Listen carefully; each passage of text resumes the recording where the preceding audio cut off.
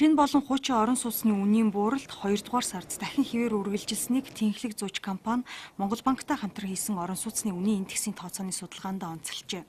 Судалгаанд дурдсан жишээнээс харуул Баянгол дүүргийн Голден парк хотхонд 2015 оны 2-р сард 1 м квадратын дундаж үн 1.9 сая орчим төгрөг байсан бол 2016 оны 2-р сарын байдлаар 1.6 сая төгрөг болж өмнөх оны мөн үеэхээс 13.7% буурсан байна. Шинэ орон сууцны метр квадрат дундаж үн мөн хугацаанд 2 сая 42 мянган төгрөг байсан бол өмнөх сараас 1.2%-аар өнгөрсөн оны мөн үеэс 5.3%-аар тус буурсан мэдээллийг оруулсан байна. Сүхбаатар дүүрэгт шинэ орон сууцны 1 м квадратын дундаж үн хамгийн өндөр байгаа бол Сонгон найрхан дүүрэгт хамгийн бага байна.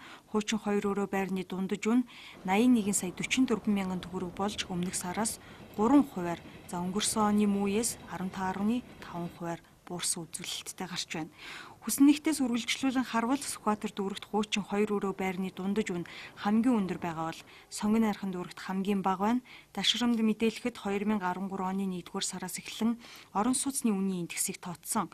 Үүнээс хойш орон сууцны үнийн жилийн өсөлт 2014 оны 3-р сард хамгийн өндөр буюу 23.7% гарсан бол 2014 оны 12-р сараас орон сууцны үн өмнөх оны мөн үетэй харьцуулахад буурч тэр хэвээр үргэлжилсээр байна.